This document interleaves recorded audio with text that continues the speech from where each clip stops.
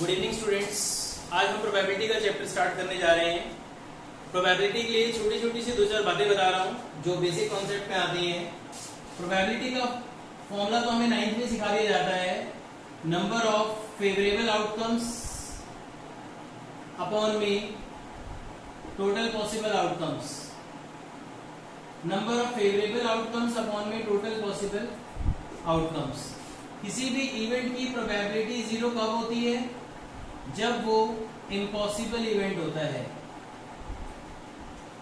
क्या होता है इम्पॉसिबल इवेंट? मैंने आपसे बोला कि एक बैग में रेड कलर की बॉल्स हैं, इसी बैग में हाथ डाल के ब्लैक कलर की बॉल निकाल दो, कोई जादू हो रहा है? पॉसिबल ही नहीं है। This type of event is called impossible event. लेकिन अगर किसी की प्रोबेबिलिटी 1 है तो इस टाइप के इवेंट को बोलते हैं श्योर इवेंट। वो कैसे होता है? जैसे मैंने आपसे बोला बैग में रेड कलर की बॉल है, हाथ डालो रेड बॉल ही निकाल दो, तो ऑब्वियस सी बात है श्योर इवेंट ही होगा, रेड ही निकलेगी। This type of event is called sure event.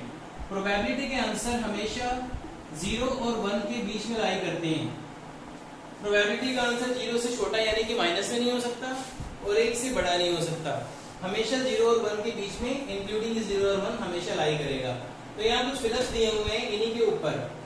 और दूसरी एक सबसे इंपॉर्टेंट बात, प्रोबेबिलिटी के जितने मर्जी सब इवेंट्स बन जाएं उन सब का सम हमेशा क्या होगा? 1। और किसी भी इवेंट के होने और ना होने की प्रोबेबिलिटी का सम हमेशा क्या होता है? 1। अगर हम एक प्रोबेबिलिटी के कितने मर्जी इवेंट्स हमारे पास हो, कितने मर्जी, तो भी उसका सम हमेशा क्या होगा? 1 होगा। तो यहाँ हम फर्स्ट फिलअप्स करने जा रहे हैं। Probability of event E, probability of event not E। E और E के ऊपर निशान लगने का मतलब है नॉट E का सम हमेशा क्या होता है? 1 होता है। The probability of an event that can not happen, जो घटना यानी कि जो इवेंट हो ही नहीं रहा, इस the probability of an event that can not happen is 0। जो इवेंट पॉसिबल ही नहीं है उसकी प्रोबेबिलिटी क्या होगी? 0। Such an event is called impossible event. क्या बोलते हैं इसको? Impossible event. The probability of an event that is certain to happen. जैसे आपने रेड बॉल थी, हाथ डाल के रेड बॉल ही निकालोगी, तो ऑब्वियसली बात है ये पॉसिबल है। सच उसकी इवेंट की प्रोबेबिलिटी क्या होती है? 1। इस टाइप के इवेंट को बोलते हैं श्योर इवेंट। क्या बोलते हैं? Sure event. फिर आती है बात, the sum of the probabilities of all the elementary event. जितने भी एलिमेंट्री इवेंट होते हैं उन सबका सम हमेशा क्या होता है? 1 होता है। The probability of an event is greater than or equal to, किसी भी इवेंट की probability greater than or equal to क्या होती है? 0 and less than equal to 1। Greater than किससे होती है? 0 से। Less than or equal to किसके होती है? 1 की। Is that clear? फिर हम बात करते हैं इक्वली लाइकली आउटकम्स के बारे में बताने जा रहा हूं। इक्वली लाइकली आउटकम्स क्या होता है? इक्वली लाइकली आउटकम्स का मतलब होता है एक ऐसा इवेंट जिसके होने के बराबर बराबर 2 चांसेस हो। जैसे कॉइन को टॉस करते हो आप, तो या तो हेड आएगा या फिर टेल आएगा, 2 ही बातें होंगी। इस टाइप के इवेंट को बोलते हैं equally likely event. Is that clear? जैसे हम टॉस करते हैं गेम में तो हेड या टेल आता है ना, इसलिए क्योंकि वो इक्वली लाइकली आउटकम्स है, इसलिए कॉइन को टॉस करना एक बेटर वे माना जाता है। आगे एक्सरसाइज में क्वेश्चन ऐसा भी आपसे पूछ सकता है। फिर आती है बात क्वेश्चन नंबर 4 में उसने पूछा which of the following is the probability. First part में है 2/3, सेकेंड पार्ट में है -1.5, सी पार्ट है हमारे पास 15% और डी पार्ट है 0.7। उसने पूछा है इसमें से कौन सा प्रोबेबिलिटी नहीं हो सकता। अभी मैंने आपको बताया माइनस का आंसर कभी भी प्रोबेबिलिटी में पॉसिबल नहीं है, so B is the right answer. और बाकी के सारे लेस देन 1 है, इसलिए वो पॉसिबल हैं। क्वेश्चन नंबर 5 में कह रहा है एक इवेंट की प्रोबेबिलिटी है 0.05, तो उसने पूछा नॉट ई की प्रोबेबिलिटी बताओ। नॉट ई नॉट ई की प्रोबेबिलिटी निकालने के लिए अगर मुझे कभी भी किसी का अपोजिट निकालना होगा तो हम एक में से दूसरे वाले की प्रोबेबिलिटी माइनस कर देंगे तो आंसर आ जाएगा। तो एक में से पीई की प्रोबेबिलिटी माइनस कर दी 0.05, सो आंसर आ जाएगा 0.95। This is the probability of not E. Is that clear? Question number 6 में कह रहा है एक बैग में लेमन फ्लेवर्ड कैंडीज हैं। एक बैग में लेमन फ्लेवर्ड कैंडीज हैं, lemon flavour. So Malini take out candy without looking into the bag. Malini ने एक कैंडी निकाली बिना बैग में देखे। What is the probability that orange flavoured candy, first part में पूछ रहा है ऑरेंज फ्लेवर्ड कैंडी की प्रोबेबिलिटी बताओ। जब बैग में 11 फ्लेवर्ड कैंडी है तो ऑरेंज फ्लेवर कैसे निकल सकती है? सो इट्स प्रोबेबिलिटी इज 0। लेकिन अगर वो हमसे ये कहता कि लेमन फ्लेवर्ड कैंडी निकालो, कितनी कैंडी निकालो इसकी बात ही नहीं हो रही, सिर्फ ये बोल रहा है कि लेमन फ्लेवर्ड कैंडी होनी चाहिए, तो it is a sure event, so it's probability is 1। Clear है?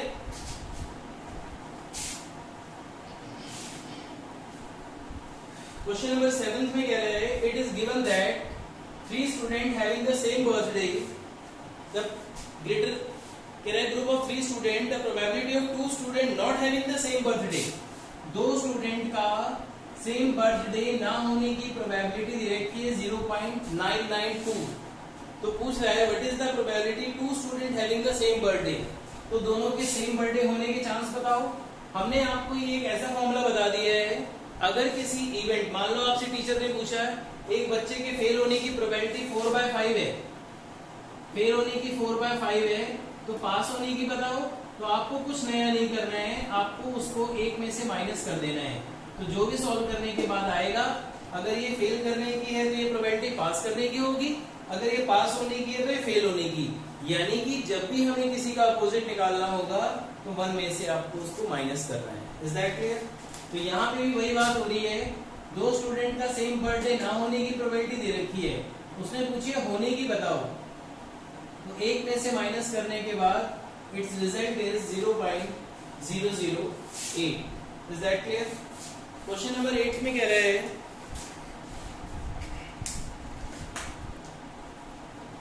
क्वेश्चन नंबर 8 में अ bag contain 3 red balls and 5 black balls. 3 red ball है और 5 ब्लैक बॉल है। प्रोबेबिलिटी ऑफ रेड बॉल पूछ रहा है। सबसे पहले फॉर्मूला लिखा करो, number of favourable outcomes upon में टोटल पॉसिबल आउटकम्स। आपसे उसने पूछा find the probability of red ball. जितनी रेड बॉल है वो ऊपर लिखते हैं, टोटल बॉल 5 और 3 8। This is the probability of red ball. फिर उसने पूछा find the probability of not red, red ना हो, रेड ना हो तो क्या होगी? ब्लैक होगी, अपॉन में 8। Is that clear? This is the probability of not red. Question number 9 में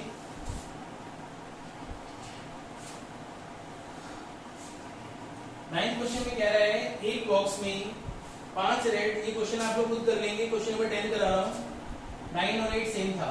क्वेश्चन नंबर 10 में पिगी बैंक में 50 पैसे के कॉइन्स कितने हैं? नंबर ऑफ 50 पैसा कॉइन इज 100।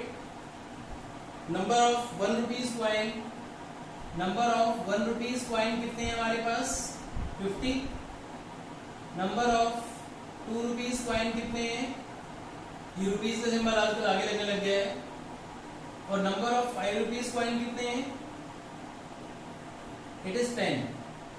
सो सबको ऐड करने के बाद आ गया 180। This is total possible outcomes. Total possible outcomes is 180।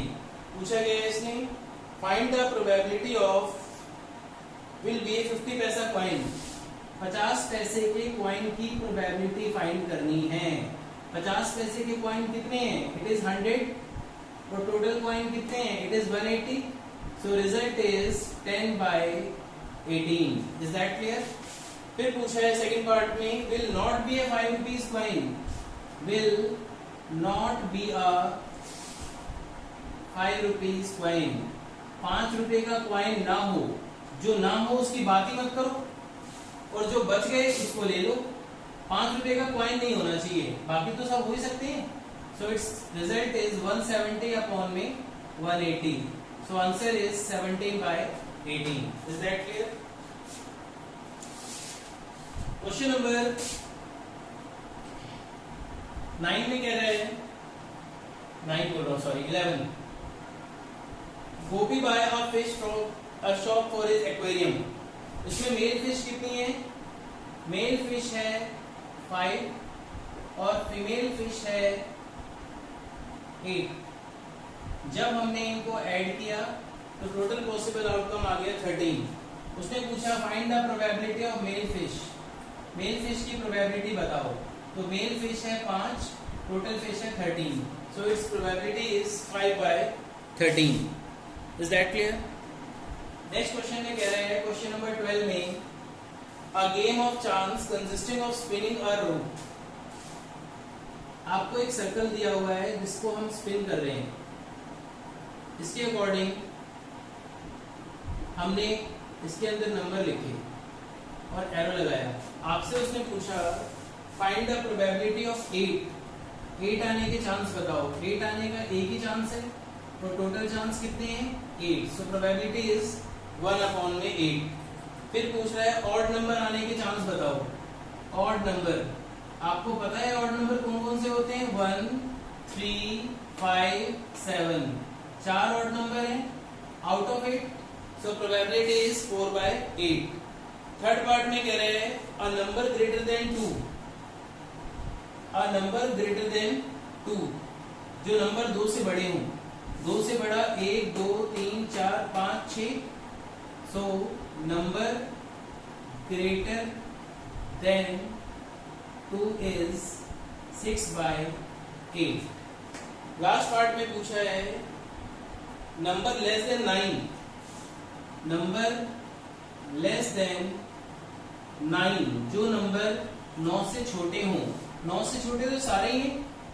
8/8। So it's probability is 1। Is that clear?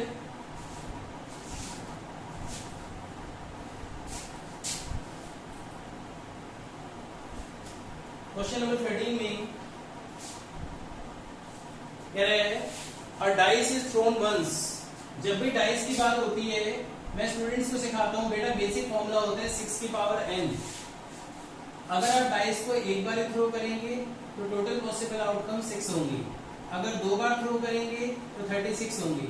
तो टोटल पॉसिबल आउटकम्स हो गया 6। प्रोबेबिलिटी की पूछ रहा है number line between 2 and 6। Number line between 2 and 6, जो नंबर 2 और 6 के बीच में आते हो। 2 और 6 के बीच में तो 3 ही नंबर आते हैं। सो प्रोबेबिलिटी इज 3/6 यानी कि 1/2। फिर पूछ रहा है ऑड नंबर। ऑड नंबर क्या होते हैं? ऑड नंबर 1 से लेकर 6 के बीच में क्या होते हैं? 1, 2, 3, 4, 5, 6 में ऑड नंबर हो गए 1, 3, 5। इट इज 3/6 यानी कि 1/2। Is that clear? Okay student, कल मिलते हैं अगले लेक्चर में। Okay, thank you.